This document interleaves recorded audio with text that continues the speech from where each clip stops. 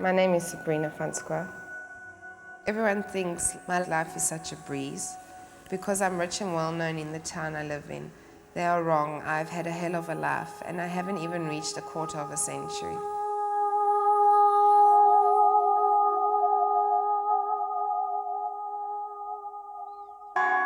A prominent Queenstown businesswoman has been found stabbed to death in a home. Police spokesman Batandwa Dada says the body of 49-year-old Beverly van Schoor was found by her daughter Sabrina after 7 o'clock this morning. Dada says Sabrina had received 3 phone calls to her work which kept disconnecting.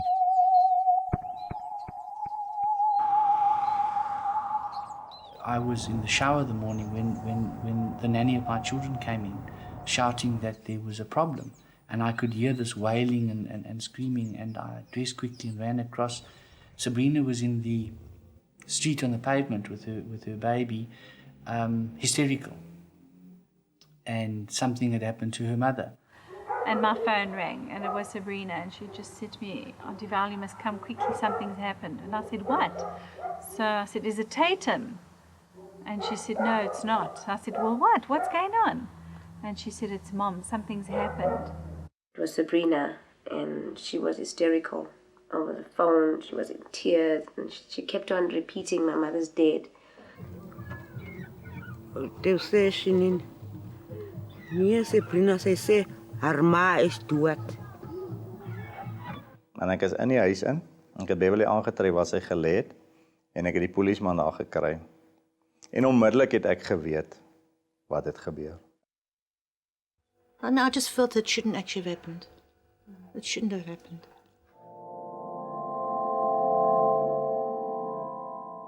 This was the last birthday card Mom gave me. To my darling daughter, our lives have not been easy, but I would not change you for any other person. I love you and I know I don't tell you often enough.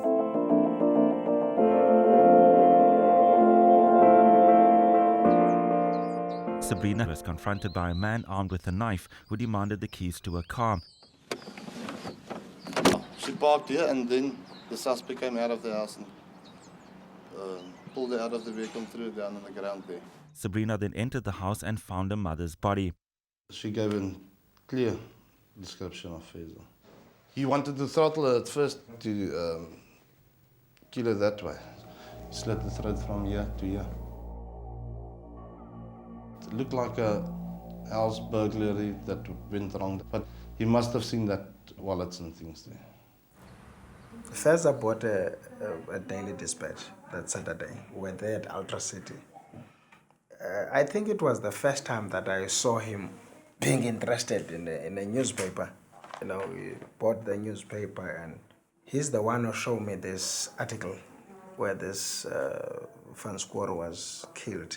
But I didn't know this Van Schoor and whatever, and I didn't even bother myself to look at the newspaper. But what attracted me is that this thing happened here at Queenstown.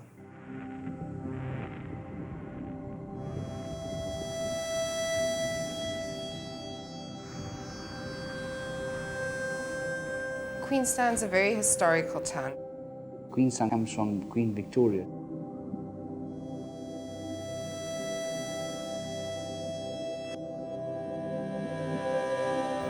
When we were at school, we taught a lot about the hexagon. Hexagon was the defense mechanism. The whites were pushing across the Kei and slowly but surely displacing the people from their land. So it was a big area where the townsfolk could be collected together and protected from the causes at that time.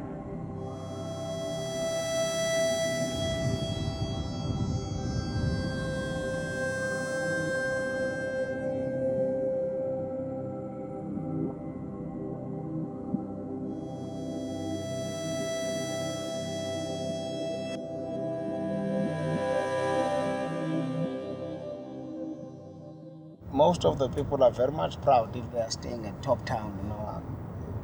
Most of business people are staying here, like the doctors, a lot of attorneys, but most of white people are staying here, those who are rich.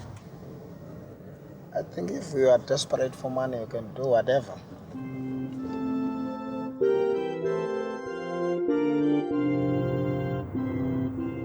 For the day of the funeral, all of us held hands, my 3 brothers and I, and their wives. And we prayed that they would please arrest the person that had done this. We had a big photo up in the front of the church of Mom because she was being cremated. And there was no way we could let her body be shown. Mom, we did everything together. Now I'm alone with my baby, and I realize how much I took for granted. I love you dearly and will always miss you with all my heart and soul.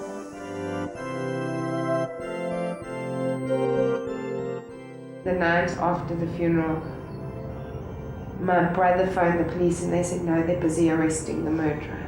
Everyone was excited, and that's when I went pale.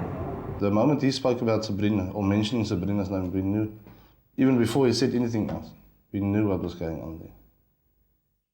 So into eyenzeka bayena bawa amapolisa ayangicela bano manifoneleke nguSabrina ndithi ndifuna imali amapolisa akhangelami lapha in town ayandifuna amapolisa akhangelami so ndifuna imali yokubaleka ndisuke phaka kulapha eQueenstown. Feza phoned me at 2:03 in the morning asking me for money.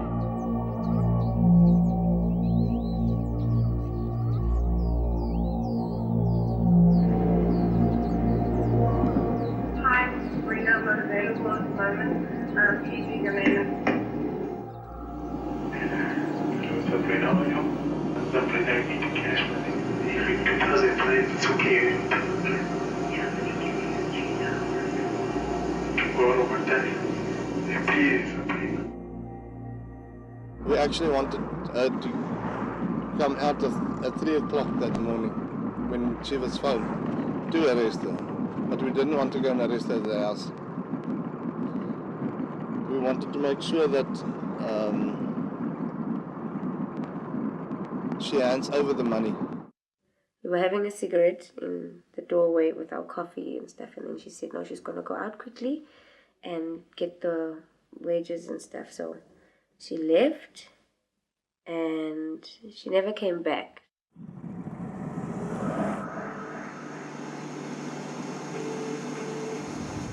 Hello? Sabrina? Yeah. Yeah. Where can I meet you? This is the garage.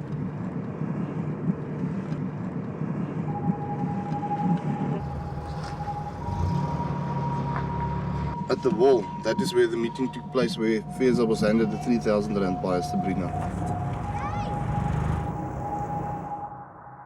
I said, did Sabrina be arresting you for the murder of your mother? I said, no, Steve. No, she was still calling me Stefan at that stage.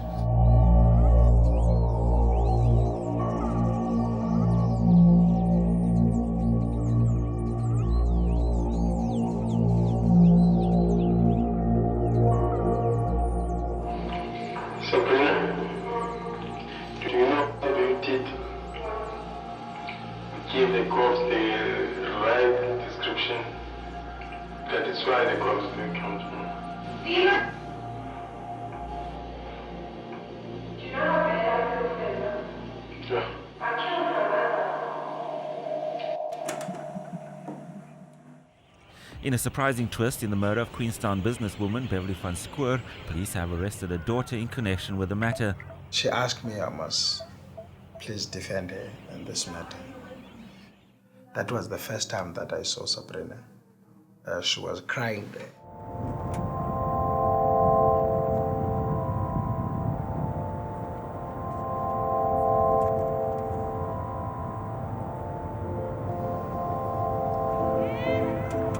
This is a black township, eh? You see?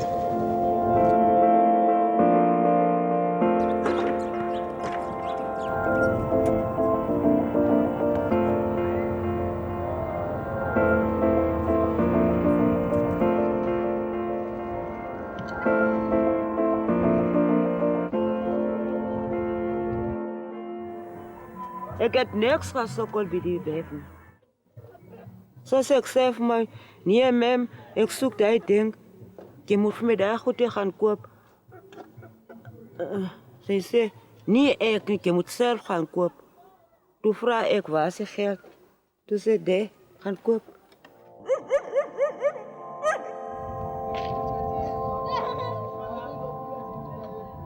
When I heard that the late Beverly was a racist, I said to myself, yes,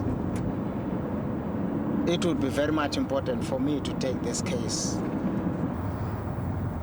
That is the colored area, but there are also black people who are staying there.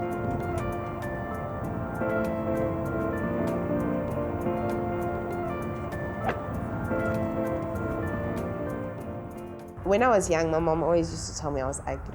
And my brothers always used to tell me I was fat. And nobody would love me and nobody would care for me. And when I became friends with the coloureds, they accepted me as I am.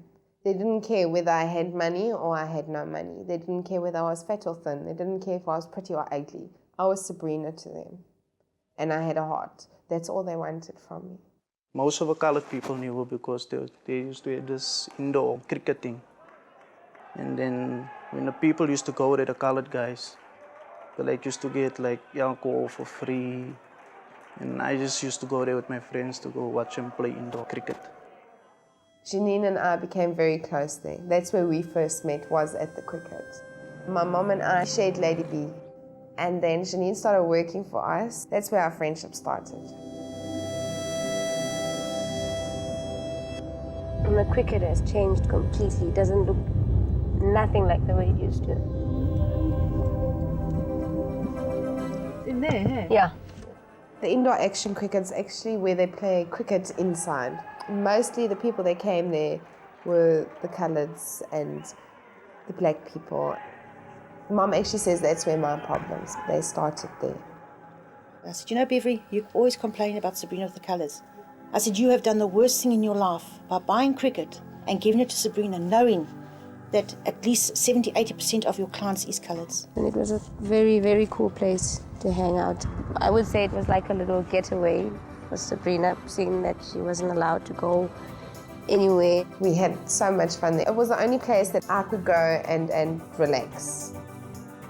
She told me that one day, you know, but she will never go with the white guy or with the coolie guy or with the black guy, but the coloured is the main. I said to Beverly, there's one chap here I don't like the way him and Sabrina are, like making eyes at each other, that type of thing.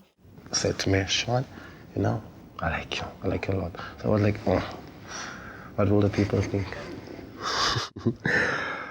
White girl, she's not black. I caught Sean sleeping with another very young girl. And then that's when we broke up. Then a few weeks after that, I ran away from Queenstown to stay in East London.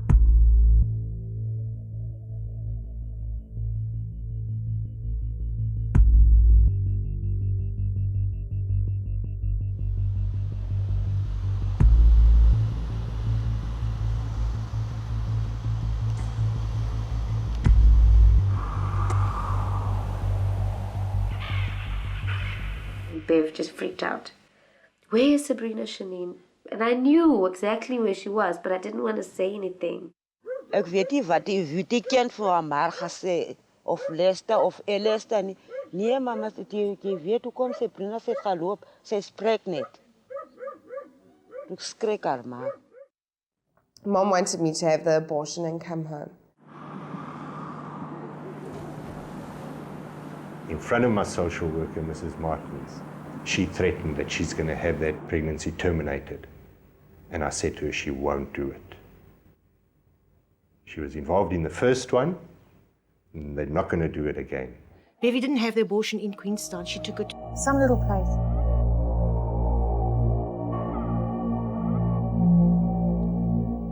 And Mom said, under no circumstances was I allowed to go to Queenstown's hospital. So they booked me into Tarkastad Hospital. And then I went there at night time. It had to be at night. Her main gripe was Sabrina and her across-the-line friends. And because I wouldn't take a stand against it, I said to her, accept it. The more you stop her, the more she's going to do it. So rather let her do it in front of you than behind your back. My space was limited. Her mother is very domineering. And if she says, no, you're not going to stay in East London, there was no way, without me being outside, that Sabrina would have been able to stay in East London. And Sabrina went back to Queenstown.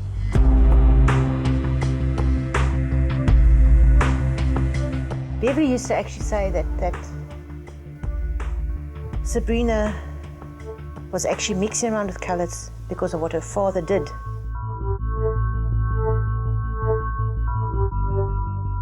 I wanted to keep myself a book about my father. Because nobody had ever told me what had actually happened or what did my father ever do. I think the media at first made him out to be like a hero. And I think she never ever lost that heroism in her father. She wanted him to be her hero, I'm sure. But I mean, she understood fully what he did.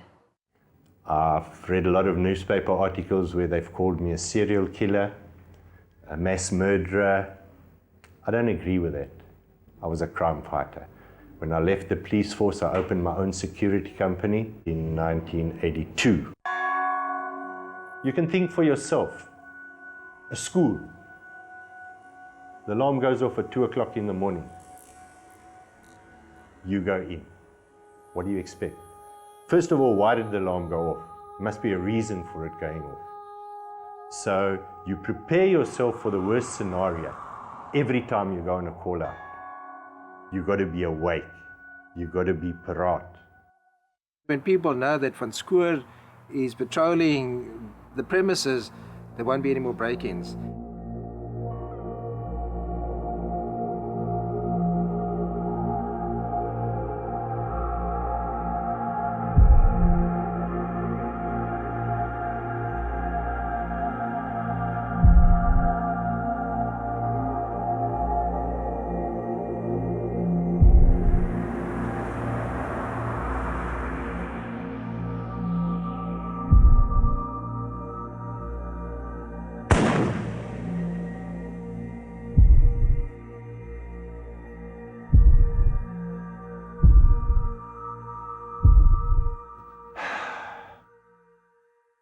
I was a policeman for 12 and a half years. I joined the police force when I was 16. That was in 1968. We all know what situation our country was in at that stage.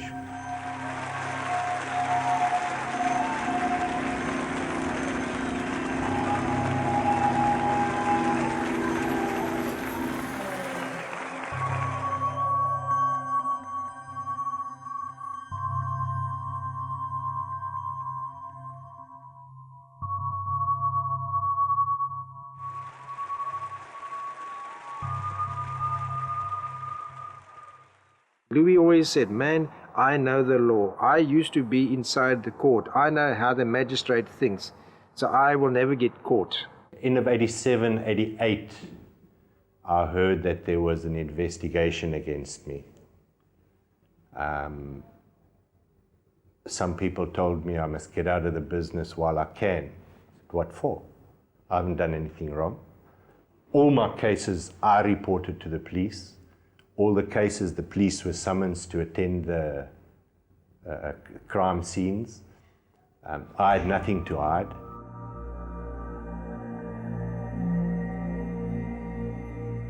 It was 89, and various public pressure groups in East London had become aware of events that were unfolding, wherein people were being shot at point blank range by Louis van Schoor in the course of his business of protecting premises from burglaries. We were based in Grahamstown, where we were running the Legal Resources Centre. The Black Sash told us there was a young fellow lying in hospital who had survived one of these shootings, and would we come and investigate?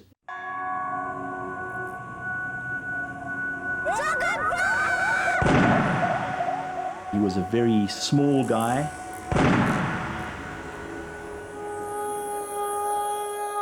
And he had a bullet hole running through his abdomen through to his back.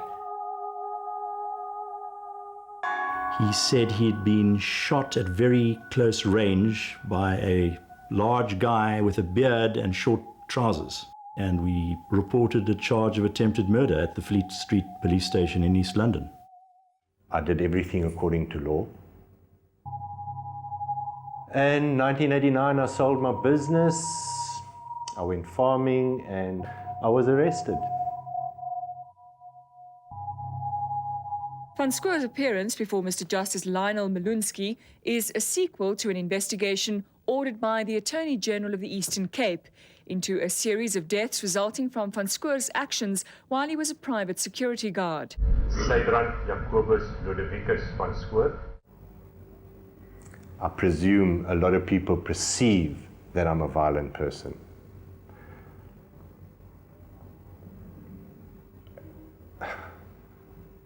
No, I'm not violent.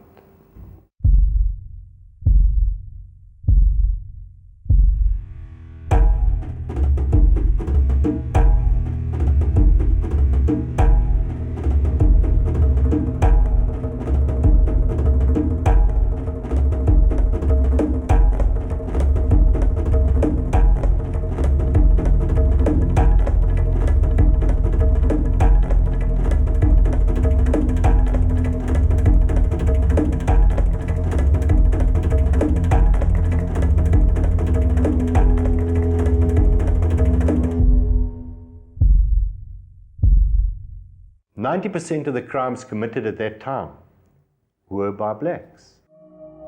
I don't believe I was a racist, and I'm not a racist now. Dad says it was his work. Other people say it was racism. Other people say he was doing it for fun. At no stage were those murders planned. They were all in the line of duty. Former policeman and security guard 39-year-old Sabrina van Schoor has been found guilty in the East London Supreme Court on 7 counts of murder and 2 of attempted murder.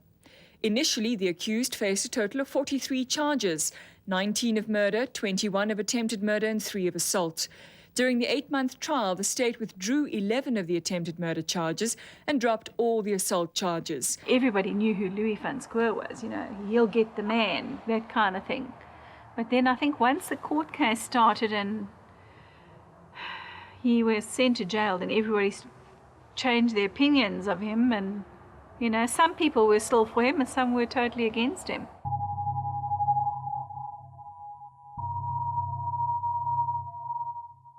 It was 91 years, but concurrently it came up to 20 years. I wasn't allowed to visit him because Mom said it would have an impact on me.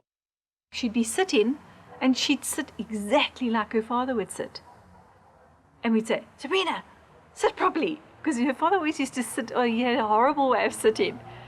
And, you know, Bev and I would look at each other and think, jeez, you know, it was like scary that she would sit exactly like him. She always used to tell me that she's a daddy's girl, you know. When I was a little girl, I used to dream of getting my father back because my father had obviously gone away from me and I never knew why he'd gone away. I used to dream of us moving to a house, a little castle where Mom would be, Dad would be there. It was my first daughter and she's special to me. My life started on the 8th of November 1979, born in East London Hospital. I'm the only one born to my mom and dad. The other are my half-brothers, Hester, Alistair and Shane. She was a nurse and I was a policeman. And I don't know, somehow we just met. Her life was maybe not as exciting as what she would have liked it to have been. Then when she met Louis, he offered her the world and he was going to take overseas, he was going to buy this and everything. And I think that was like really a drawing card for her. The boys stayed with her, obviously, and after a while they asked me if I wanted to adopt them. So they became Van Schoors. I know Beverly's boys and Sabrina was petrified of Louis. They were petrified of Louis because when Louis spoke, they used to obey him so instantly. And I think all 3 of us were there at one time as when he was all showing us his gun and how to use it and all the rest. And he said, if you want to shoot a chap and you want to kill him, you shoot just above his right shoulder and you'll shoot him straight in the back. So we did, I remember that. It was a great family.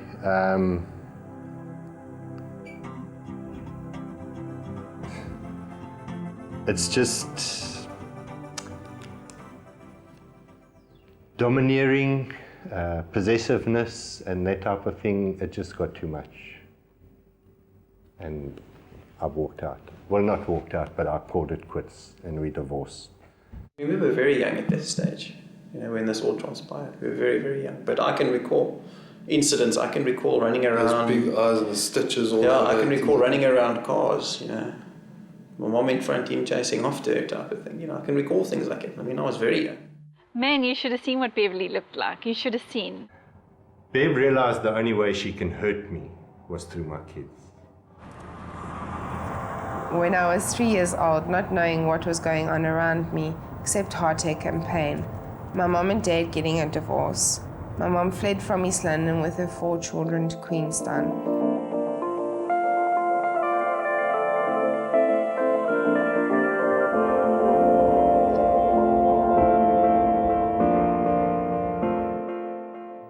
We first stayed in Red Guard security when we moved to Queenstown because we didn't have any place to stay. Since then, Mom built the company up herself. Midnight, Bev and I would jump in the car and go right around Queenstown, see if all the security guards were working or if they're sleeping. Yeah, it was actually quite nice. She used to work hard. Some nights you might not even see her because she was actually working so hard, and that was just to make a living for us. When we stayed in Red Guard security, the man that worked for Mom, he raped me when I was about 4 or 5 years old. I was molested and abused by my cousin who lived behind us and my mother's boyfriend at the time who passed away. I tried to tell her and Mom said to me that she's too busy, she can't talk to me. So sy kom by die skool, Sabrina, ek soek hom waar sy. Sy slaap daar in my kamer, op die bed. Toe vra ek, hoekom Sabrina jy slaap hier so?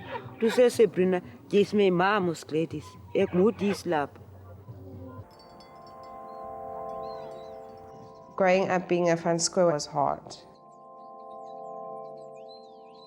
The young black girls that I was at school with, they used to make comments and rude remarks, and then my mom went to go and see the headmistress, and the headmistress spoke to the girls.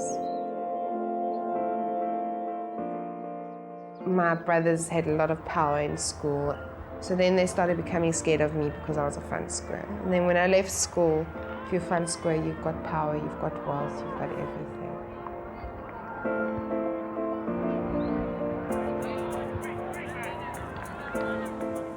Mom decided, as soon as my brothers were all finished school, she would give them the company. And Mom just withdrew herself totally out of Red Guard.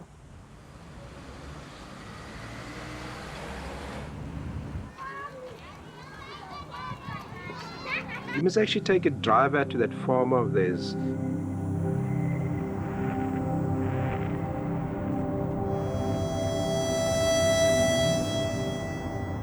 Beverly het ek ontmoet in Oost-London al, terwyl ek en Louis van Schoor saamgewerk het. Hy was 'n hondeman, ek was 'n hondeman.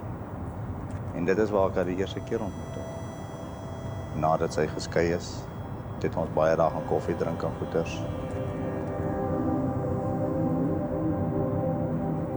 It looks fun, it's actually nice. Baie lekker in die buite.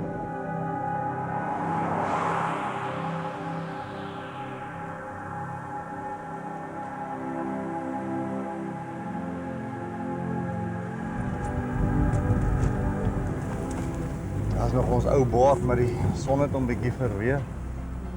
Raai, dis even daar nie, stil aan dit.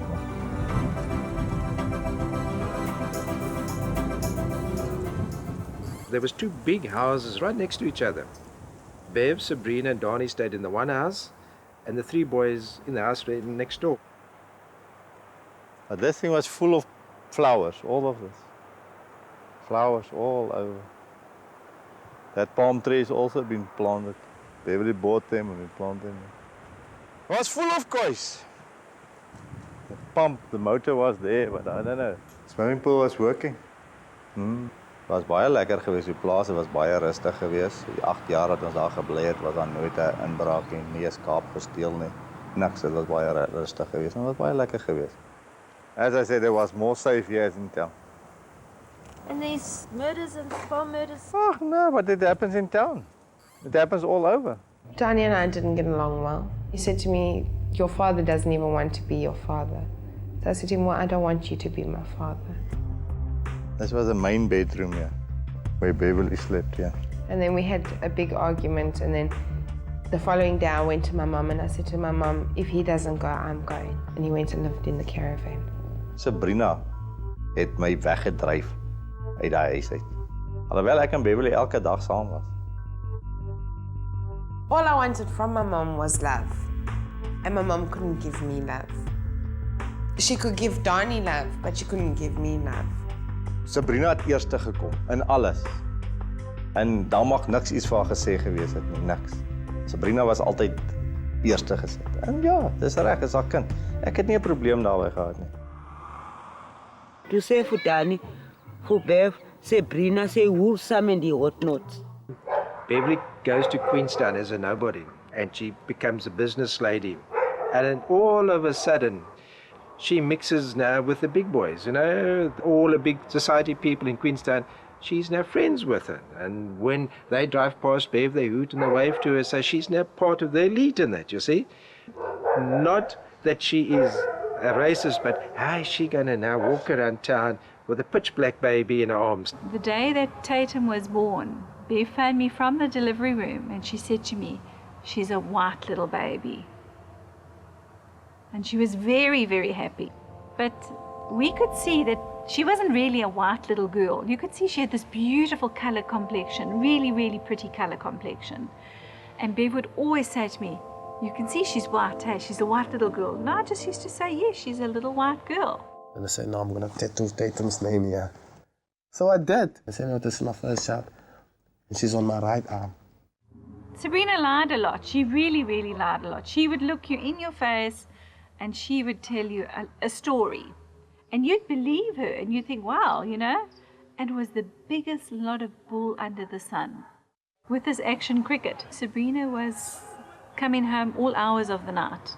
Bev said she's going to tell Sabrina if she wants to go, she can go.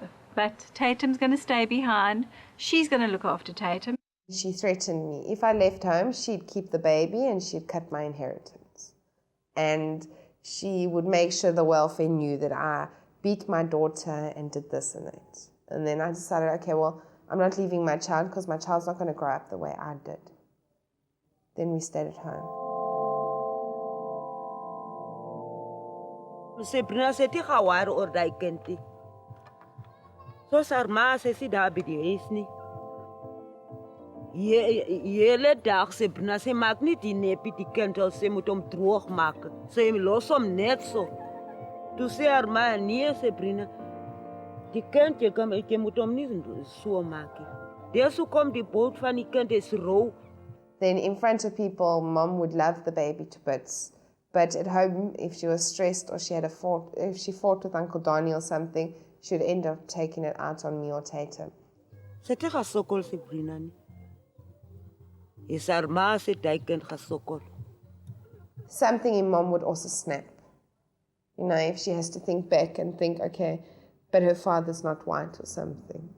Especially with Tatum's hair. If you'll see in all of Tatum's photographs, her hair's always pulled back. Her hair's never loose. Because Mom doesn't want them to know that she's actually coloured. That was taken the month before Mom was murdered. You'd be surprised. We'd actually been fighting 5 minutes before their photo was taken.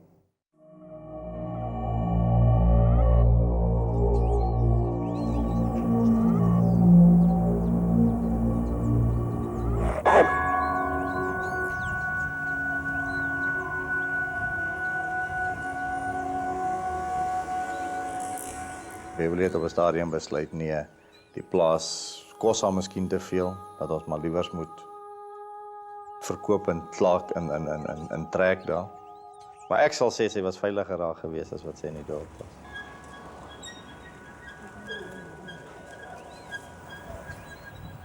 Sabrina used to have this whole mission.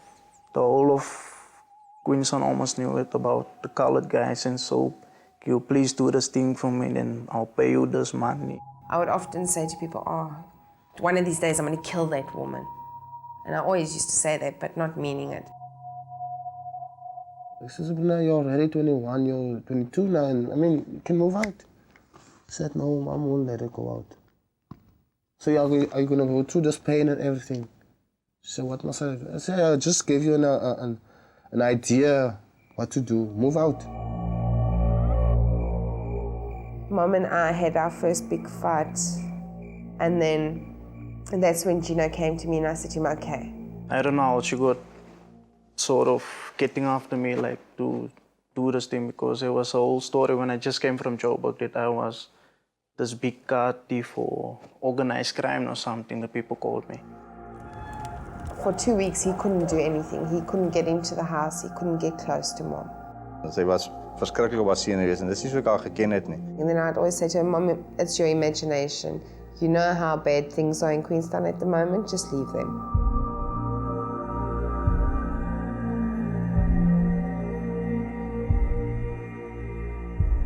This guy Fez used to be a friend of mine. So then this one day was with me, and then Sabrina was phoning all the time, and he asked me what was going on. So I told him no, that this woman wanted to do this crazy thing. Njengoba ephumile emotweni sathetha sobabili wangixelela uba okay lifikile ixesha lomsebenzi, ixesha uba ndisebenze. Phela mbuzo uba ngumqeshi wami ngumsebenzi onjani, wangixelela uba no, ukhona umuntu ofuneka ebulewe. Feza and Sabrina met for the first time at night before the thing happened. Sy is vermoor op 'n Vrydag. Die Donderdag was 'n vakansiedag. They just popped in for tea in the afternoon at my house. My brothers even said to me that it felt as if it was a way Mom was coming to say goodbye because she knew something was going to happen. I'm actually grateful for that time, I must be very honest. The memories that I have of my mom, that's from that day. Yeah, ndambuza uba ndizifumana ntoni emveni kwako Sabrina wandithembisa nge-200,000 rand. I was supposed to pay Gino 150,000 rand. And then I don't know what Gino was going to pay Feza.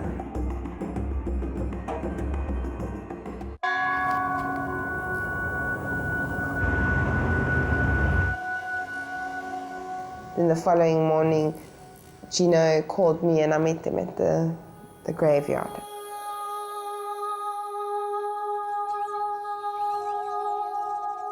And that's when Feza came with me to the house.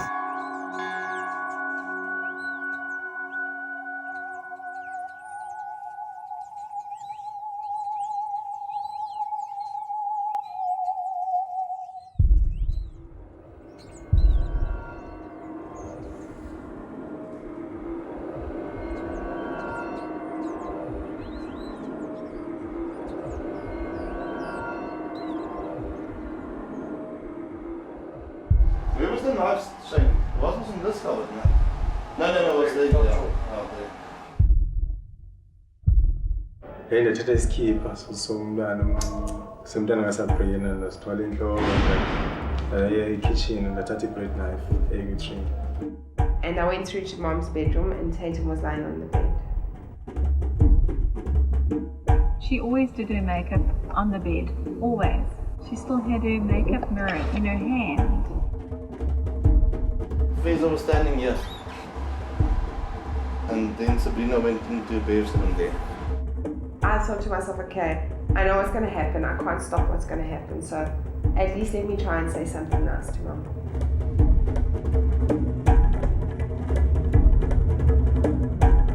Can I go in here, Shane?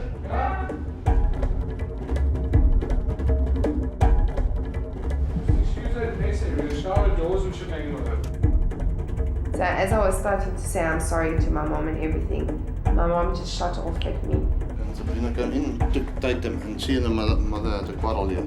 She said to me that I'd been whoring around the night before and I'd been whoring around this morning. Why can't I just stop sleeping with people? Why can't I stop being a slut in Queenstown? She was asking, what is this man doing in the house so early in the morning? I said to her, listen, I don't have time for your rubbish. I'm taking my child and I'm leaving. Then I took Tatum off the bed and I went to my bedroom. That's when Feza passed me and he went into Mom's bedroom. I put my TV on. She came out, she was standing here and she was asking Feza, is she dead? He said to me, it's finished. And I said to him, are you sure he's dead? She's dead? And he said to me, yes.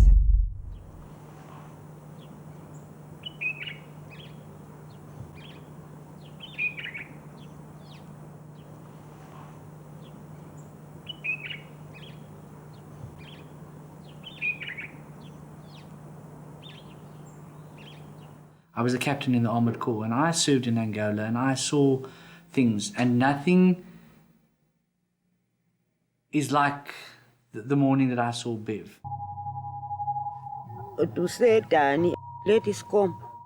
To say, ek moet die bloed gaan skoonmaak daar so.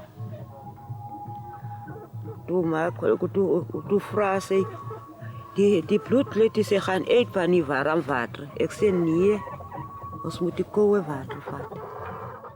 People can't expect or to even imagine how we feel after going through something like this.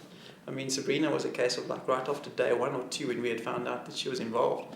She was trying to find out, listen, are we still family? You know, are you still going to visit me? Are you going to this? Are you going to that? I mean, she wasn't even like giving us sort of an opportunity to deal with our emotions. Nothing can justify a murder. Nothing. Okay. Now you're looking at me and you're probably thinking, yes, but in the line of your duty. Different situation. Okay. But to cold-bloodedly go out and plan to murder somebody, nothing justifies that.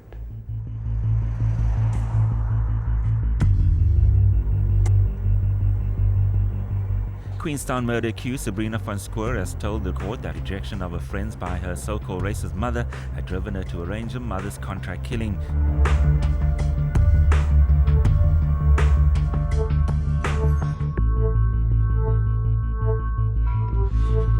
I haven't got words to describe to you. It was heartbreaking.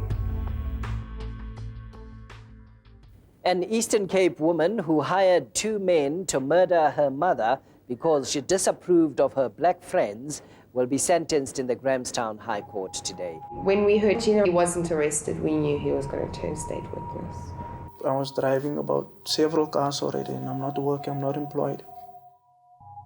The cars I'm driving around is through my mother, through the money that my father left for us.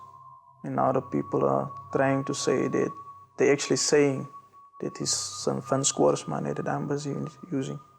The court found that missing funds from her mother's business at the time of the killing were connected to the crime. I was charged for 148,000. That's how much was missing. The state proposed to call Alistair van Schoor. We had discussed that we would have a meeting at 9 o'clock on the 22nd of March. That meeting was planned for that day that Mom was murdered. It was going to be at 9 o'clock that day. And you don't know where that 148,000 is? I don't know where it is. The fraud case against me was dropped because there was no evidence to prove that I'd taken the money. But Feza was also very much stupid. How can you go and kill somebody when you have not received the money? You must get the money first.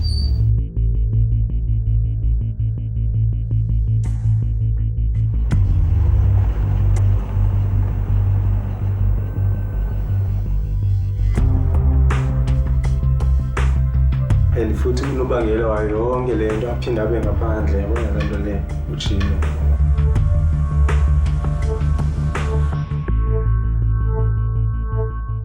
Van Schoor, you arranged the assassination of your own mother, the person who bore you into this world, and with whom you shared your home, and who loved you, and who cherished your young daughter, who was at the time that you had your mother killed only some 18 months old.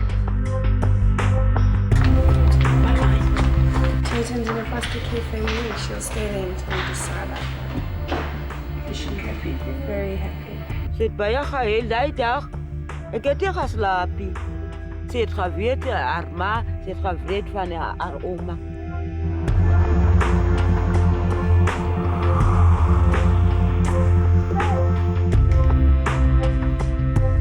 She said one day, "Did I grow under your belly button?" So I said, "No." She said, "Oh, whose?" I said, "Sabrina." She said, "Oh, yes, now I remember." And the next day she's playing with the toy. She said, "So, you're not my mother then, are you?" So I said, "Of course I'm your mother. I'm definitely your mother. Who feeds you every day? Who clothes you? Who loves you?" Sabrina's her birth mother. So she's got two mothers. I just can't wait for them to get up.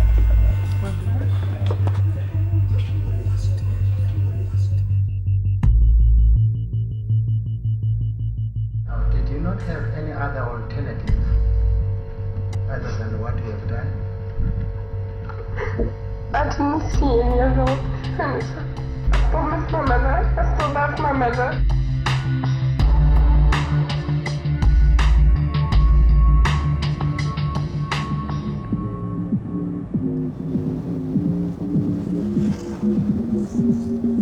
She liberated herself.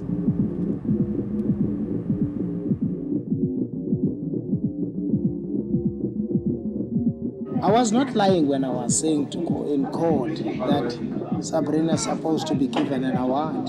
Take what Sabrina's father have done to our people, to the black people.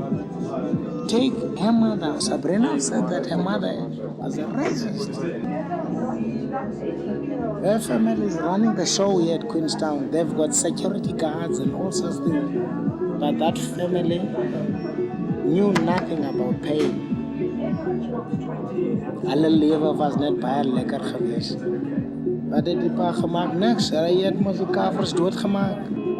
But I'm saying thanks God, nobody from outside have done that. It have been done by their own blood and flesh. Maybe now they can feel the pain. Maybe tomorrow they will be very good people. In handing down sentence in the Queenstown High Court this afternoon, Judge Eric Leach said the murder of Van Schoor was a most distressing crime.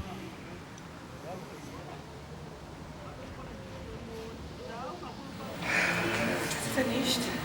Sabrina Van Schoor, for the murder of your mother, you are sentenced to 25 years in prison. 25 years isn't even enough. Not for what she did. It's just like unheard of that your family would do something like that.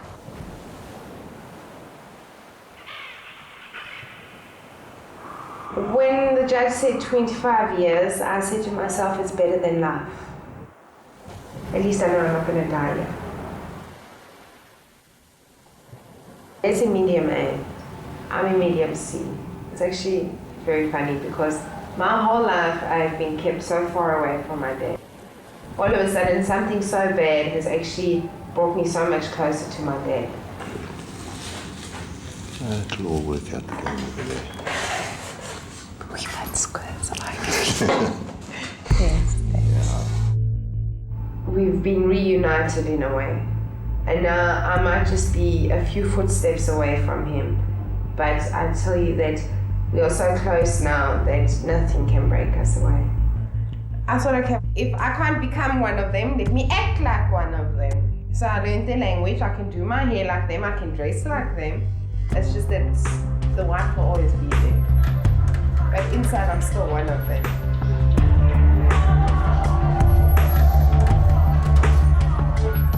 Van Schoor, so you sit up straight. Van Schoor, so you think black hate. Van Schoor as I lick my wounds. Abused Van Schoor. Coloured mates, Van Schoor. Black mates, Van Schoor. Van Schoor in the papers, he hated blacks. Van Schoor in the papers, she loved blacks. Van Schoor, the love-hate dichotomy. Van Schoor, I lie awake at night. Van Schoor, I watch my bloody hands each time. Van Schoor, I shed a tear for me. Van Schoor, I see my mother's corpse. Van Schoor, Van Schoor, Van Schoor. Where do you gather your strength? Van Schoor, because these bars can never blind me. This is my bed. And Tatum gave it to me. Then Tatum's photograph and her name, what it means. Friends know that Tatum Jade can be called on in a crisis. Travel and leisure, a person well suited to new lands and new faces. Where do you break it and say, you can have a new start? And that Tatum can say, I am Tatum van Schoor. It doesn't matter what society says of me, what bracket they put me in, whether I have a coloured father, a white mother, whatever my family do, I'd rather not mention in front of her. Hoekom sê die vir my daai kind gegee? Sy moet hier by my kom bly. Sy kan die plek soek, of ek moet daar gaan bly saam met Sabrina se kind. Sy het niks meer gegee, net daai man se geld vir my gegee. Sy het nie gewaarie nie, niks.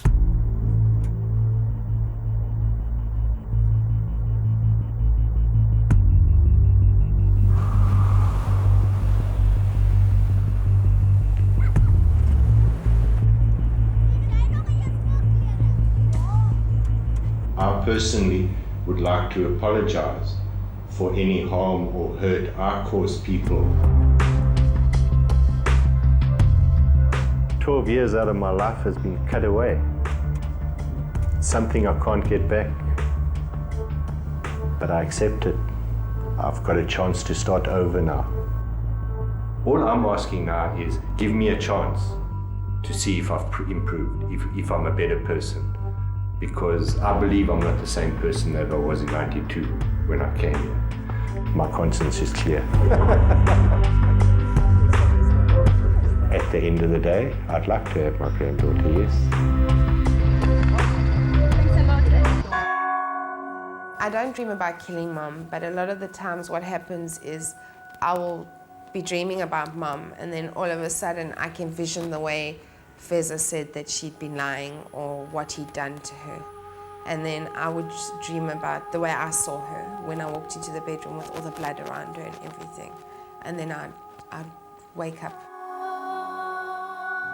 All those times you dried my tears, all those times in all those years, I never said thank you, Mom. All those times you have forgiven me for doing wrong and always making me feel strong, I never said thank you, Mom. Now that you're gone, I thank God for you and for making my life as happy and as beautiful as could be with you. Thank you, Mom, for all you were to me. I love you.